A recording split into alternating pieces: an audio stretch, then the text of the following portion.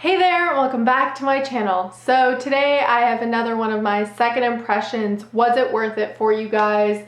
I'm going to go through 7 fragrances that I've picked up fairly recently that I've done either dedicated videos on, or most of them are like my usual blind buys and first impressions. Now that I have time, I've had time to play with them and really get to know them more on my skin and get to know, what their sillage and their lasting power is and how I feel about them. I'm back for some more short but dedicated kind of second impressions. And you guys seem to really like these kinds of videos because most of my purchases are blind buys. Then you get to see how I really feel about them. As always, don't forget to leave in the comments if there's any of these, or indeed any of my fragrances that you want to see more dedicated videos on. I can start doing those. And yeah, don't forget to subscribe for more videos from me. So let's get into it. The first one I'm going to talk about is one I actually did a full dedicated video on, so I can link it below for you, and that is Gucci to pour Homme. If you haven't seen that video, I go into huge depth about this, full review about everything, so I won't really get into it much now. What I will say is I've really enjoyed it. I've liked wearing it. As with all of my extremely hard to find fragrances, like this one that has been discontinued for a very long time, I do tend to stop myself from wearing it too often, but I also don't want it to just sit here and, gather dust and go bad. So I'm trying to find that delicate balance with fragrances like this, because I am a collector, but I'm not a collector that's selling fragrances or flipping fragrances. So I do want to try to wear and enjoy it. Eventually, I would like to go through this, but I'm not in a huge rush. And yeah, the main thing that I'll say about this that really hasn't changed, and you can see more about that in that video, is I just wish it would last longer on me because I do enjoy the fragrance. But we will see, and I will actually try this and maybe come back to you guys with an update in colder weather, because I feel like recently with the humidity and heat, my skin is just eating up fragrance way more than it usually does. So I want to give a lot of these fragrances that I've picked up in the summer in high heat a fair trial and try them out in colder weather, at least not even in such humid weather, and see if maybe that helps. So yeah, like that. Then we will move to one that I haven't really changed my opinion that much about, but I would like to update you guys. So this is Amouage Mimosa Love. And this is one I do love. I really do love. I'll spray it on my hand. I really do love. It's a fuzzy mimosa fragrance. It's very spring summer. It's much more youthful of a fragrance than that I'm used to from Amouage. Yeah, it's stunning. The lasting power is great. The sillage is amazing. I would say it's still beast mode, do not get me wrong, but if I had to compare this and Sunshine by Amouage, maybe because of the tobacco, maybe because it has some quote-unquote richer notes, I feel like that one would lasted through washes, like laundry. But this one is just like a normal beast mode fragrance. It definitely lasts, upwards of more than 12 hours, 15 hours, whatever it may be. If you get it on clothing or hair, even more so. But I don't know if this would last through a laundry wash the way Sunshine by Amouage would. I'm not sure. I haven't tried that. But yeah, just thought I'd mention. The only thing I will say is I adore this, and I'm so happy to have it as part of my collection, but there is something about this that makes it so I don't want to wear it 2 days in a row. And I can't really describe that quality per se, but I feel like Sunshine, I can easily wear it 2 days in a row, whereas this, I love it, but I want to break from it in between. And I feel as though if I did wear it too many days in a row or too many times in a row, I might get sick of that mimosa, because it is a very fuzzy type of note. But I love it. So yeah, I know my limit with this. I know that I love it and I don't want to get sick of it. anytime soon because it's so, so stunning. So I am gonna try to, and I wasn't gonna, you know, be wearing this every single day anyways, but it just seemed like something I would mention. Unless you are like a die-hard mimosa lover of that note, this isn't like a daily fragrance for me, but it's stunning. The quality is there. Amouage is very much becoming, I don't know, my favorite niche house. I just feel like they, even if you don't like the scent, the quality of every single detail, both with the juice and the bottles, is incredible. And yeah, love it. Then a fragrance that is very highly regarded in the fragrance community, especially now that it's been discontinued, is Alien Essence Absolue.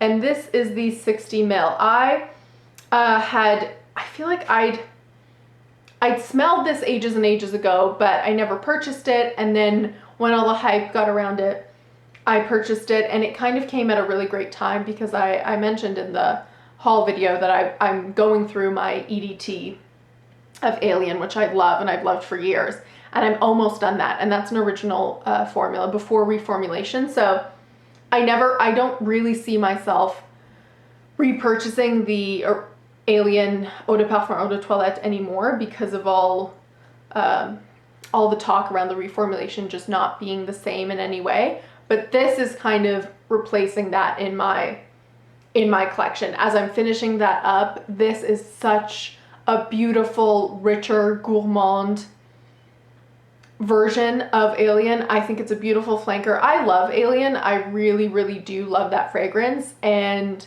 the flankers that I've tried of it, I've enjoyed thus far, but I'm not like an Alien fangirl where I want to have every single flanker. I would like to own more, but I think I'm gonna take Alien kind of one fragrance at a time, as Alien Eau de Toilette is, you know, soon probably leaving my collection. Now I have this, and as this one kind of finishes up, I might try another. Let me know which of the Alien flankers you like the most, because the Oud Majestueux is one that I've definitely had my eye on, but I'm not sure. So let me know which ones you like in the comments below. I love this one, totally recommend. It's harder to get, but I really, really do like it.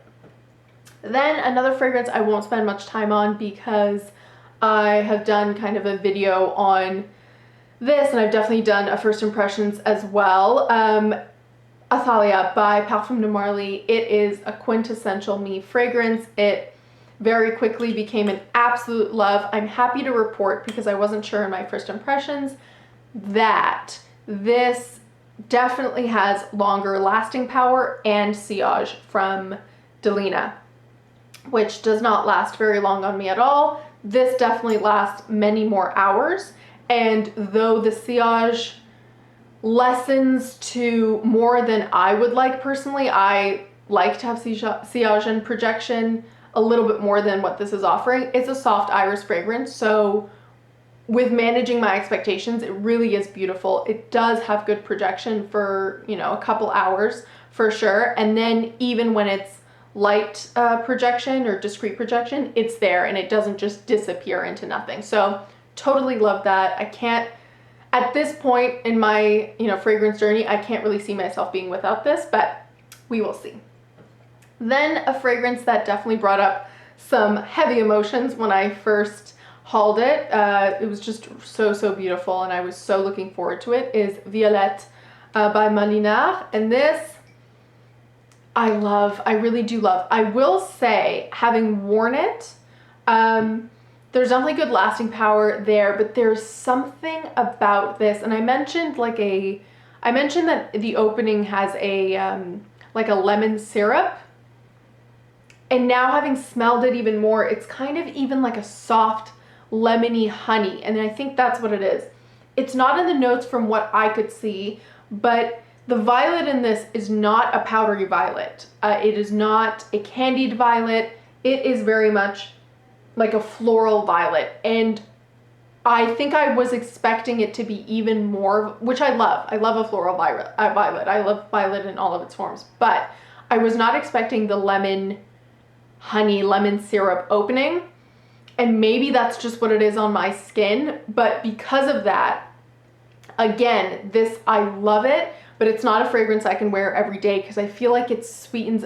Honey isn't a scent or a note that I like to wear every day. It's nice, I wear it from time to time, but it's just a touch too sweet, and not in a candied sweet way, which I love in Essence, in a honey, like sickly sweet, syrupy sweet way.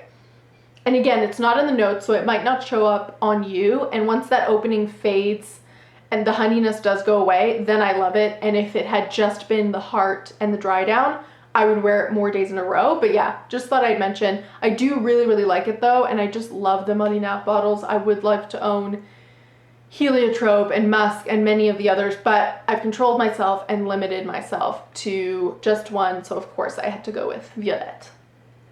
Then a very interesting fragrance, which I've definitely been experimenting with, and I'll spray on a strip this one, Covet by Sarah Jessica Parker. This has a long list of notes. It is very much a, I don't know, controversial, polarizing fragrance in the fragrance community, but it's one that definitely has its fan group, its niche group of people who love and adore this. So I had to pick it up. I actually got a tester bottle, so it was even less expensive. I don't hate this, and I know a lot of people hate this and a lot of people love this, and a lot of people just feel unsure about it, and I fall in the unsure category.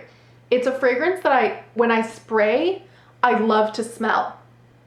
I don't necessarily love to smell on me though. I just like to smell it. I can't really figure it out. There is something about this fragrance that reminds me of a specific place or person or thing, and I cannot for the life of me figure it out. But it's nostalgic in a weird way. It's floral. I don't get any of that spicy chocolate note, thank goodness, because I feel like that would have just ruined it for me personally. But there is something about this. It is very interesting. The fact that a celebrity would create this is also interesting. It seems much more of like an indie fragrance vibe, or even like a niche fragrance, but not, yeah, like this just doesn't seem like a designer fragrance. It doesn't seem at all like a celebrity fragrance. It seems something like an indie or niche brand would come up with in terms of the composition and the accords. Not especially because, I mean, it does last a pretty long time. The performance is there. It definitely has sillage. It definitely projects. But I don't mean like, oh, all the ingredients are incredibly, high quality sourced ingredients. I just mean the scent itself is something that would lend itself to like a small niche indie brand. Yeah, it's interesting. I'm glad I have it as part of my collection. I'm glad it was just a tester. But everything of the bottle looks the same. It just says tester on the back, and it came in a plain box. So yeah, that's Covet. I don't hate it, thank God, because it could have very easily just been a pure hate. The one I do hate, however, is actually Eau de Lagons, the Eau de Toilette by Comptoir Pacifique. I've had to actually use nail polish remover to take off the blue here because it was just chipping everywhere. And this is a very, very salty, like aquatic fragrance. It has a bunch of salty notes. It had salt flower. It has lotus, which I knew would definitely be tricky. Lotus is tricky on my skin. It can get murky. It isn't always the nicest. Listen, it isn't like a horrible where I can't even spray it in the air kind of fragrance. However, I wouldn't ever want to smell like this personally. This is going to be a fragrance I use at home. This is going to be a fragrance I spray on pillows and cushions. It's going to be a fragrance that if my friends or family want to use up and then give me back the bottle, I will likely pass along. It isn't one that speaks to me, and it was a risky blind buy anyways. I kind of knew it could go wrong personally. It was just that it was so inexpensive, and I was already purchasing a whole other bunch of fragrances. But this is a brand, Comptoir Pacifique, that I was never interested in and I never really liked until about maybe a year ago, where so many people spoke about the Vanille Banane and Vanille Abricot, I think, those two, especially Banane personally. And because those weren't available, I just decided, well, let me, experience the brand in some way.